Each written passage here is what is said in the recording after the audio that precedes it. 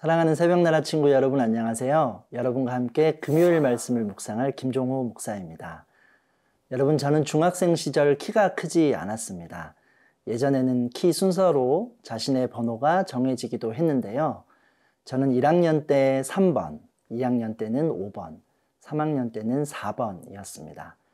상대적으로 키가 크지는 않았지만 매일 조금씩 저의 키는 자라고 있었습니다. 저뿐만 아니라 청소년 시기를 보내고 있는 우리 모두는 매일 성장하고 있습니다. 자신은 잘 느끼지 못할 수 있지만 우리들의 키가 자라고 지혜가 자라고 힘이 강해지고 있습니다. 건강한 성장을 위해서는 좋은 음식과 충분한 잠, 규칙적인 생활이 필요하겠지요. 우리의 믿음과 영혼도 마찬가지입니다. 각자의 믿음과 영혼이 점점 성장하고 강해질 수 있도록 필요한 것이 있는데요. 오늘 말씀에서 다윗과 사울의 이야기가 이를 잘 보여주고 있습니다. 오늘 말씀의 제목은 번성 대 분열입니다.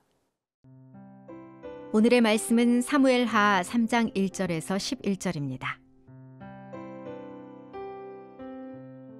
사울의 집안과 다윗의 집안 사이의 싸움은 오랫동안 계속됐습니다. 다윗 집안은 점점 더 강해졌고 사울 집안은 점점 더 약해졌습니다. 헤브론에서 다윗이 낳은 아들들은 이렇습니다. 그의 맏아들은 이스라엘 여인 아히노암이 낳은 암논이고, 둘째는 갈멜 사람 나발의 아내였던 아비가일이 낳은 길르압이고, 셋째는 그스왕 달메의 딸 마아가가 낳은 압살롬이고, 넷째는 학기스의 아들 아도니아이고, 다섯째는 아비달의 아들 스바디아이고, 여섯째는 다윗의 아내 에글라가 낳은 이드르암입니다. 이들은 다윗이 헤브론에 있을 때 낳은 아들들입니다. 사울의 집안과 다윗의 집안 사이에 싸움이 있는 동안 아브넬은 사울의 집안에서 자신의 세력을 키워가고 있었습니다. 사울에게 첩이 있었는데 그 이름은 리스바이고 아야의 딸입니다. 이스보셋이 아브넬에게 말했습니다. 어떻게 내 아버지의 첩과 잠자리를 같이 할 수 있소? 그러자 아브넬은 이스보셋의 말에 몹시 화를 내며 대답했습니다. 내가 유다의 개의 머리인 줄 압니까? 오늘까지 나는 당신 아버지 사울의 집안과 그 형제들과 친구들에게 충성을 다했고 당신을 다윗에게 넘겨주지 않았습니다. 그런데 오늘 이 여자 때문에 나를 비난하다니, 이제 나는 여호와께서 다윗에게 약속하신 그 뜻대로 행할 생각입니다. 내가 그렇게 하지 않는다면 하나님께서 이 아브넬에게 심한 벌을 내리고 또 내리셔도 좋습니다. 여호와께서는 이 나라를 사울의 집안으로부터 옮겨 단에서부터 브엘세바에 이르기까지 이스라엘과 유다 위에 다윗의 보좌를 세우실 것입니다. 이스보셋은 아브넬이 두려워 더 이상 대꾸하지 못했습니다. 사울의 집과 다윗의 집 사이에 오랜 전쟁이 있었습니다. 그 과정에서 다윗의 집은 점점 강해졌고 사울의 집은 기울어져 갔습니다. 오늘 본문 1절 말씀입니다. 사울의 집안과 다윗의 집안 사이의 싸움은 오랫동안 계속됐습니다.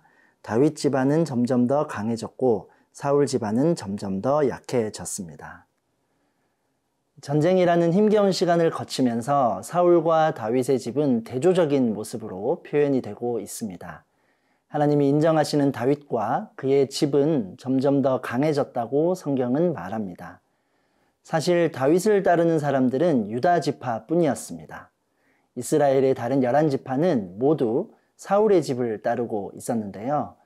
다윗의 세력이 수적으로 열세일 수밖에 없었죠. 전쟁이 지속된 모든 시간이 다윗에게는 긴장의 어려움의 상황이었습니다. 그럼에도 불구하고 다윗의 집은 점점 강해졌다고 합니다. 이를 잘 보여주는 것이 바로 그의 많은 자녀들인데요. 자녀는 하나님의 축복으로 여겨졌습니다. 본문 2절부터는 다윗의 아내와 아들들을 소개하고 있는데요. 그는 헤브론에서 6 아들을 낳았는데 이 이름들은 하나님께서 다윗 집안을 든든하게 세우셨다는 것을 보여주는 증거가 됩니다. 다윗은 하나님을 가까이 따르며 순종하는 사람이었습니다. 도망자 신세도 되고 어려운 시간을 보냈지만 늘 하나님과 함께였던 다윗은 비록 느려도 계속 성장하고 깊어지며 지금까지 오게 되었습니다. 또 그는 삶의 결정적인 순간마다 하나님을 찾았습니다. 하나님을 인정한다는 것은 가장 중요한 순간에 하나님을 찾고 뜻을 구하며 말씀에 순종하는 것을 의미하는데요. 다윗이 그렇게 살았습니다. 하나님께서는 그런 다윗에게 더욱 번성하고 강해져가는 축복을 주셨습니다. 세상의 많은 사람들은 우리 삶의 승리와 축복이 눈에 보이는 힘과 권세, 부유함과 명예에 있다고 말하기도 합니다. 그러나 오늘 말씀을 통해 우리는 우리의 삶과 또 진정한 축복이 하나님께 달려 있음을 보게 되는 것이죠. 어려운 상황에서도 조금씩 성장할 수 있는 비결은 언제든 하나님의 편에 서기를 선택하는 것입니다. 사랑하는 새벽나라 친구들, 우리는 하나님을 삶의 주인으로 모시고 하나님의 뜻을 구하며 순종하는 삶을 살고 있나요? 하나님을 인정하고 그 길을 따름으로 점점 더 성장하고 강해져가는 여러분이 되기를 소망합니다.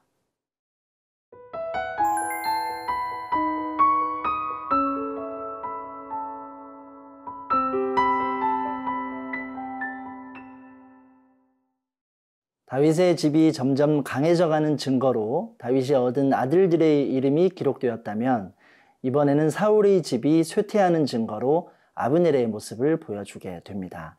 본문 6절, 7절 말씀입니다. 사울의 집안과 다윗의 집안 사이에 싸움이 있는 동안 아브넬은 사울의 집안에서 자신의 세력을 키워가고 있었습니다. 사울에게 첩이 있었는데 그 이름은 리스바이고 아야의 딸입니다.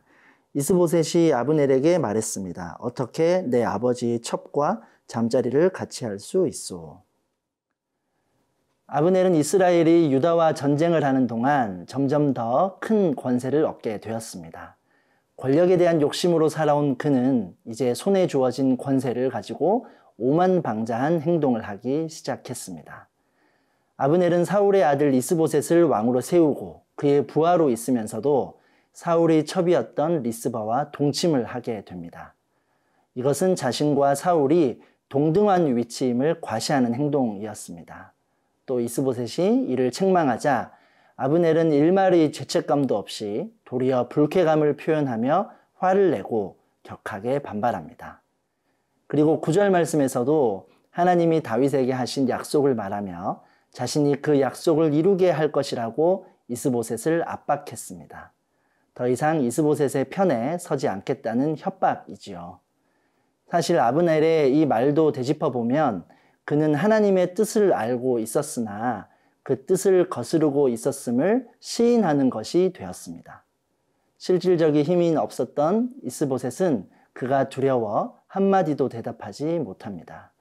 사울의 집의 질서와 윤리가 한 사람의 욕심으로 인해 근본부터 무너져 내린 모습을 보여주는데요. 이스보셋과 아브넬이 이끄는 이스라엘은 도무지 하나님이 선택하신 민족의 모습을 보이지 않습니다. 사울은 왕으로 있던 시절 하나님께 불순종하며 하나님을 무시하는 태도를 보였습니다. 자신의 마음을 돌릴 수 있는 기회가 여러 차례 있었지만 그는 끝까지 돌이키지 않았습니다. 그의 실패는 그가 선택한 길이었지요. 아브넬도 결국 자신의 생각과 방법을 의지한 길을 걸었습니다. 이스보셋을 왕으로 세우면 자신이 큰 권세를 얻을 수 있을 것이라 생각했습니다. 그러나 그에게는 하나님이 없었습니다. 하나님의 편에 서지 않았습니다. 여러분, 우리도 우리가 원하는 것을 성취하기 위해 매일 분주하게 살아가고 있습니다. 하지만 하나님의 뜻이 아닌 나의 뜻, 나의 필요, 나의 계산을 먼저 앞세우며 지내고 있는 것은 아닌지 돌아보기 원합니다. 오늘 말씀에서 다윗의 집과 사울의 집의 결정적인 차이는 하나님 안에 있느냐 없느냐임을 우리는 알고 있습니다. 그렇다면 우리는 어느 쪽에 서야 할까요? 다윗처럼 때로는 힘들고 문제를 만나게 되더라도 선하신 하나님 안에서 다져지고 성숙해가는 은혜가 우리에게 있기를 축복합니다. 사랑의 하나님, 매일 우리의 삶에서 하나님을 주인으로 모시고 그를 인정하며 살아가게 하시고 주님을 향한 믿음 안에서 우리의 몸과 마음이 건강하게 성장하는 은혜가 있게 하옵소서. 예수님의 이름으로 기도합니다. 아멘.